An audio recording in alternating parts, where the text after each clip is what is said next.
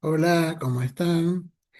Vamos a continuar con la lectura de la investigación El espacio exterior en Santa Fe Colonial, ya adentrándonos en el análisis de esta organización tan especial del espacio exterior, ya en la ciudad de Santa Fe de Veracruz, la ciudad que fue trasladada, que fue organizada en una confluencia muy particular entre el río Salado y el río Paraná, y que todavía sigue siendo la sede de esta ciudad que Garay fundara a 80 kilómetros más al norte, en el sitio que conocemos como Callastá.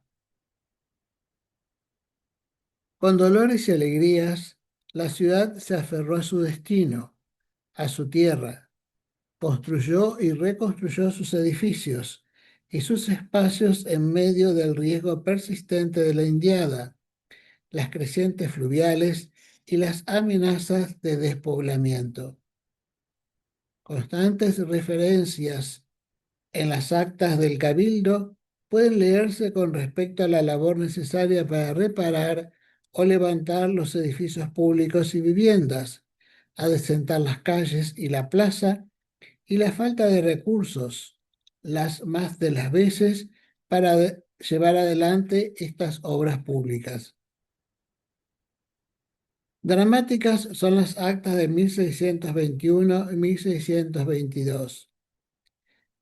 El 27 de septiembre de 1621, los cabildantes reseñan el estado de pobreza de la ciudad, refiriéndose a la ruina de sus edificios y la falta de mantenimiento. En marzo 21 de 1622, nuevamente se refieren a la situación de indigencia que vive Santa Fe, sumando otro antecedente a la necesidad de mudar de sitio. Las crecientes del Paraná determinaron el traslado de la ciudad de Santa Fe, no obstante haberse levantado al borde de una barranca que ni las mayores crecientes podían sobrepasar. Sin embargo, la falta de esta defensa natural al norte y al sur de su emplazamiento permite que las aguas en épocas decrecientes se desborden y colmen las cañadas y tierras bajas que se extienden hacia el oeste, con lo cual Santa Fe quedaba convertida en una isla y desde luego todo su comercio y aprovisionamiento interrumpido durante largos periodos, pues aún después de volver el río a su cauce normal, la tierra de los alrededores de la ciudad quedaba convertida en pantanos intransitables y nocivos para la salud. Esto nos explicaba Agustín Zapata Goyán en La urbanización, libro que ya hemos referido con anterioridad. Y comienza la época del traslado. De 1651 a 1660, con un bajo índice poblacional y un alto índice de titánicos esfuerzos, obligadamente se debe atender a la provisión económica y defensiva de los dos parajes poblados. Sin dar tregua, el río asolaba la vieja ciudad. El 14 de abril de 1657, el alcalde Ignacio Arias Montiel solicita se prosiga la mudanza de la ciudad en razón de que el río la está destruyendo y las crecientes la amenazaban todos los años. Y al año siguiente, el 30 de abril de 1658, debido al estado ruinoso de los edificios de la ciudad, la iglesia de los naturales se había empezado a derribar y también por estar situada por las aguas, se hace evidente la necesidad del traslado al nuevo sitio. Desde la traza y distribución de solares hasta los materiales aptos para su reutilización, los vecinos paulatinamente se llevaron la ciudad al nuevo sitio, el Rincón de Encinas, en el pago de la Veracruz. De allí que la nueva ciudad agregara esto último a su primitivo nombre. Finalizados los 10 años que demandó el traslado, el próximo período será de moderado florecimiento. La riqueza del tráfico comercial, la relativa tranquilidad respecto al aborigen y una ayuda financiera de la corona para el traslado que llegó ya finalizado, permiten un periodo de adelanto urbano. Se hacía posible edificar con solidez y decencia adecuada las iglesias y conventos, además de los edificios civiles. En el siglo XVIII, más precisamente de 1713 a 1743, una declinación acentuada en la ciudad se registra al retornar el peligro en diversas formas. Las epidemias, el indio y la carencia de moneda para agilizar el comercio. Se paralizó la ocupación urbana a solo 4 cuadras de las plazas. Sin embargo, a partir de 1776, la ciudad consolida su posición, consigue contener a los indios, asegurando sus fronteras, y vuelve a una época de prosperidad ininterrumpida hasta la época de la emancipación. Progreso que se tradujo necesariamente en la actividad constructiva. En ese siglo ocurrió la expulsión de la Compañía de Jesús de los territorios de la corona española, acaecido en 1767, motivo por el cual es consecuencia el primer plano de Santa Fe de la Veracruz, que al día de hoy se tiene noticia. Por esta razón, mediando 120 años entre el abandono de la ciudad y el relevamiento de 1787, realizado para conocer las propiedades jesuíticas, es necesario recrear la imagen urbana mediante algunas crónicas de viajeros. Si bien el carmelita descalzo Antonio Vázquez de Espinosa visitó Santa Fe la Vieja hacia 1618, comentó luego que la ciudad era habitada por 150 vecinos, pero será Acarete du Biscay el que dará una visión más detallada. Era un viajero francés que partió de Cádiz el año 1657. Desde el Río de la Plata se dirigió al norte por el camino de Córdoba, llegando hasta Potosí, y regresó por el mismo camino. Y de Santa Fe dijo: era una pequeña población de 25 casas, sin murallas, fortificaciones ni guarnición, la más ínfima de todas las otras ciudades españolas de la gobernación del Plata y Tucumán. Traemos a relación estos relatos para reafirmar lo antes expuesto de la exigüidad de la ciudad antes de 1660 y para comprender cabalmente, en el contexto de la historia santafesina, el lento crecimiento y urbanización, todavía apreciable en 1729, cuando llega a nuestra ciudad el jesuita Carlos Gervasoni, quien escribió: un conjunto de casas sin orden ni simetría, con plaza y calles plenas de polvo en los días secos, hechas un lodazal en los días de lluvia, con unas 16 a 20 casas en un sitio.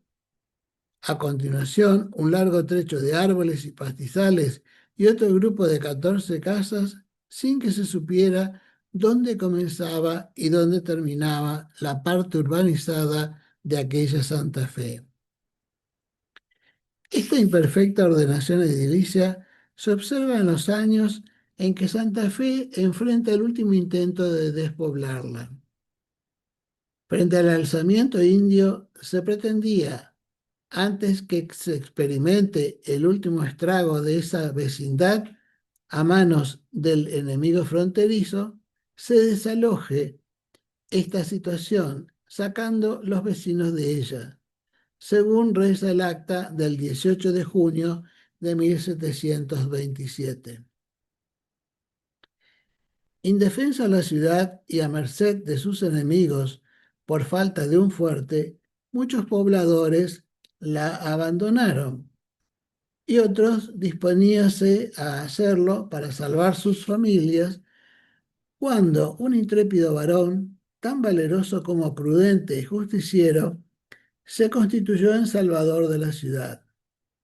Este fue don Francisco Javier Pascual de Chahue y Andía, hijo del teniente gobernador don Francisco Pascual de Chahue y Andía, criollo como Hernandarias, nacido en Santa Fe, que en aquel desesperado tránsito levantó los ánimos caídos, organizó fuerzas, proveyó a todas las necesidades y no solo aseguró la defensa, sino que arremetió contra los atacantes, los venció y una vez vencidos volvió a Santa Fe acompañado de los caciques, dispuestos estos últimos a organizarse en pueblos pacíficos y a vivir dentro de la religión católica. Providencialmente, Santa Fe se mantuvo gracias a las campañas de Chahue, junto al nombramiento por parte de la audiencia de Charca de puerto preciso para los productos que venían del Paraguay, hecho acaecido en 1739. Esto se debió a un pedido realizado por el Cabildo en 1720 para contar con recursos a fin de constituir una pequeña fortaleza defensora de la ciudad. Como la autorización llegó después de la pacificación, los impuestos cobrados restauraron la economía a tal punto que en el correr del siglo XVIII se afianzó con felicidad. Para mediados del siglo 1751, Fray Pedro José de Parras, religioso franciscano, en recorrido por las fundaciones de su orden, escribió en su diario y derrotero: tiene esta ciudad un teniente de gobernador, que es justicia mayor y capitán a guerra. Tiene cabildo, justicia y regimiento. La iglesia es parroquial con su cura y un vicario delegado del obispo de Buenos Aires. Hay conventos de Santo Domingo, San Francisco, de la Merced y Colegio de los Jesuitas.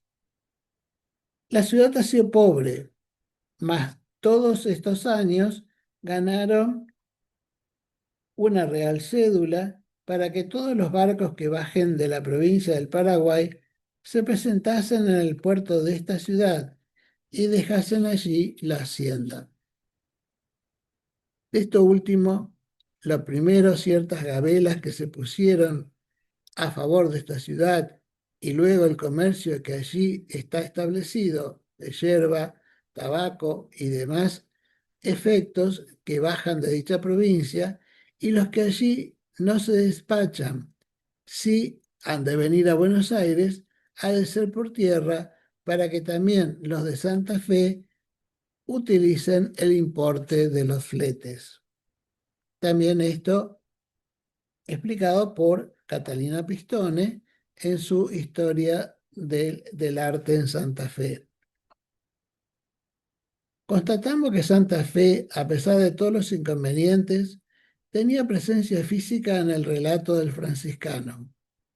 Si enumera los edificios públicos, es para asignarles un grado de espacio urbano preciso. Ya no era solo un conjunto de baldíos, casitas bajas y calles envueltas en nube de polvo. Era la ciudad, la organización social con justicia y fe, a la que se describía. Probablemente, con la mejora de la economía, haya adelantado la imagen física y psicológica de Santa Fe de aquella época. Mas para 1780, una patética descripción debida a la quita del beneficio del puerto preciso brinda una visión peculiar del conjunto urbano. Esta descripción la encontramos en un memorial de los diputados de Santa Fe, señores José Teodoro de Aguilar y el escribano Ambrosio Ignacio Caminos, quienes enviaron al rey Vértiz solicitando la restitución de Puerto Preciso, cuyo beneficio había sido quitado ese año. Ello perjudicaba consecuentemente a la ciudad de Santa Fe, ya que debía todo su progreso comercial y social a esa prebenda. Dice el memorial: es, excelentísimo señor, la ciudad de Santa Fe, de 12 cuadras de largo de norte a sur y 6 de ancho de este a poniente, en lo más extendido de su población, que en muchas partes se reduce a sitios huecos y la mayor parte de sus edificios a ranchos o casas pajizas de poco valor por los materiales de su construcción, pues muchos de ellos son de paredes de barro, introducido entre el género de tejidos de palitroques y varitas delgadas o cañitas. Y las mejores son de adobe crudo, y los techos de unas y otras se componen de varas de sauce que producen las islas, en que, asegurando a distancias como de una cuarta o más, algunas cañas de Córdoba o algunas varitas de aliso de las mismas islas, teje con paja que se cubren el techumbre, sirviendo estos pobres albergues o chozas de lucidos edificios para la morada de los más aquí, de los más desdichados vecinos, a quienes el cabildo distribuye graciosamente los sitios en que los edifican, cercando sus cortas pertenencias con palos que acarrean de los montes. A todas luces, el llanto por la miseria ciudadano es exagerado, teniendo como misión primordial conmover a las autoridades. Pero permite ubicar algunos datos interesantes sobre las técnicas constructivas más extendidas y el grado de ocupación del damero. Debemos considerar que para ese año el convento e iglesias franciscanos estaban edificados con tapias sobre cimientos pétreos. Se usó la piedra caliza del Paraná y techumbre de parinudillo, de madera paraguaya desde hacía un siglo aproximadamente. El edificio se había comenzado en 1673, finalizándose en 1688, contando con importantes recursos económicos tales como el derecho de romana o lo obtenido en las vaquerías. Esto nos lo explica Eve Libby en el convento de Santa Ana en Santa Fe de la Veracruz. La matriz tenía concluida su fábrica desde 1751, con planta de 3 naves, la única en Santa Fe, con muros de cal y ladrillo en la nave central y de tapias en las laterales. Además, torre de ladrillos asentados en cal y todos los cimientos de piedra y cal. El cabildo estaba en pie, aunque vencido por el peso de los años, se derrumbó alrededor de 1787, año en el que existen constancias de su estado ruinoso. El edificio tenía 2 plantas,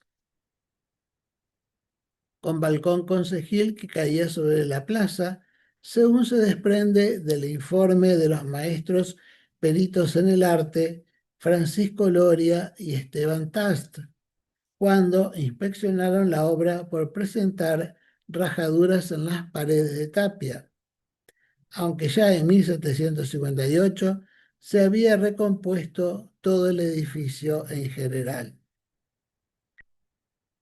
La iglesia de los mercedarios también requería reparaciones asiduas. Téngase en cuenta el material empleado, el tamaño del edificio y la dispersión de recursos entre tantas obras públicas y religiosas. Por lo cual, en 1787, la Junta de Temporalidades le cedió el templo de los jesuitas, abandonado desde la expulsión. Ante la tremenda carga que significaba reconstruir la Merced, se halló en esta solución un alivio importante para el erario. Santo Domingo estaba edificada en su fábrica eclesial, faltándole el convento para 1746, cuando se autorizó a comerciar 4.000 vacunos del Paraguay para continuar las celdas del convento. La iglesia de la compañía se llevaba las palmas. En el nuevo sitio, los jesuitas se abocaron inmediatamente a la construcción de lo necesario antes de la orden oficial de mudanza, y de este modo se instaló en idéntico solar frente a la plaza. La obra de la iglesia, iniciada en los últimos años del siglo XVII, quedó concluida en 1700, pudiendo desde entonces prestar servicios litúrgicos y de catequesis mientras proseguían los trabajos menores. Consta que en 1707 fue pintada. Posteriormente se transformó la planta primitiva al agregársele capillas laterales, configurándose de este modo el transepto. Una del lado del colegio se levantará en 1718 y la otra en 1736 del lado del cementerio. La modesta iglesia se enriqueció especialmente con el orden interno y externo. Dos torres debían señalar enfáticamente su presencia. Para 1740 se ordenó reemplazar la techumbre que padecía de goteras y daños. Pensada la solución como bóveda de cal y ladrillos, se determinó como una bóveda de madera, similar a aquella de la Compañía de Córdoba. Por fuera, tejas y un cimborrio cuadrado señalan la presencia del crucero. La Torre Sur se construyó en 1755, presumiblemente bajo la dirección del hermano Antonio Hals, acreditado cronista y arquitecto de larga trayectoria profesional en muchas construcciones jesuíticas de nuestro territorio. La torre de la esquina norte se levantó antes que se hiciera la otra, pero se derrumbó en 1714. El colegio se edificó hacia el sur y la complejidad funcional del conjunto edilicio general, con todas sus dependencias, ranchería, oficio de misiones, casa de ejercicios, la huerta y viña, amén del colegio y la iglesia, pueden visualizarse en un plano existente en el Archivo General de la Nación. Dicho plano, fechado en 1780, es uno de los más completos y facilita la visión urbana de Santa Fe por sumatoria de partes integradas.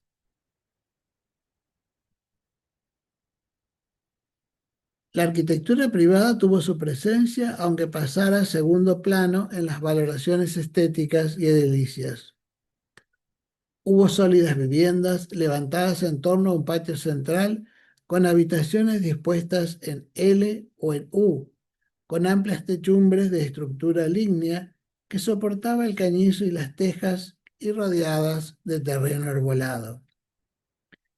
El arquitecto Calvo, en su estudio tipológico sobre las viviendas santafesinas, afirma que la casa de don Narciso Javier de Chahue y Andía se estructuraba en un esquema compositivo simple, generado a partir del patio principal.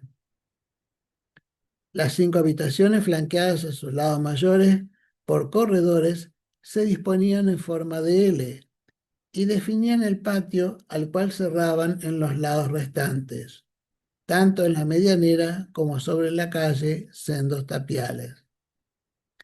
Como también que la vivienda de don Joaquín Maciel, allí el primer patio se constituía como principal generador del partido. Estaba rodeado en 3 de sus lados por las habitaciones de mayor importancia que conformaban una U abierta hacia la calle. Este lado abierto en realidad no era tal, ya que el tapial protegía la privacidad del patio y por consiguiente la de la vida familiar.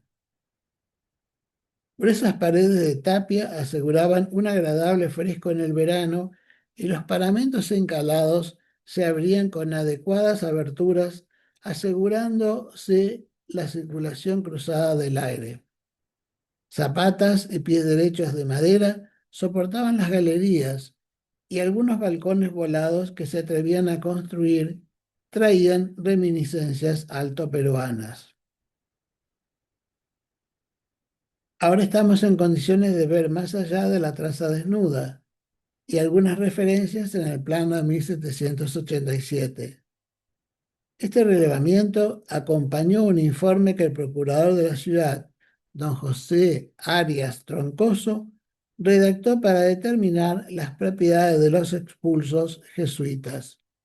Por tal motivo, aparece mayor número de referencias del conjunto jesuítico por pasar a integrar el patrimonio de la Junta Municipal de Temporalidades.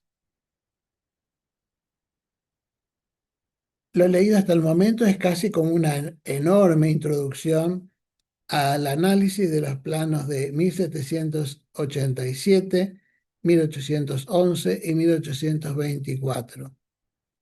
Allí vamos a ir desgranando la posibilidad de encontrar cómo el espacio exterior en Santa Fe de la Veracruz se fue conformando paso a paso, paulatinamente, con el crecimiento lento y siempre esforzado de la ciudad. Nos vemos en el próximo capítulo para ver el plano que estamos viendo actualmente en pantalla y me despido con un agradecimiento por haber podido comunicarme con ustedes de este modo y además también para solicitarle la posibilidad de un comentario, una suscripción o un me gusta a este texto leído. Gracias por todo y nos vemos en la próxima.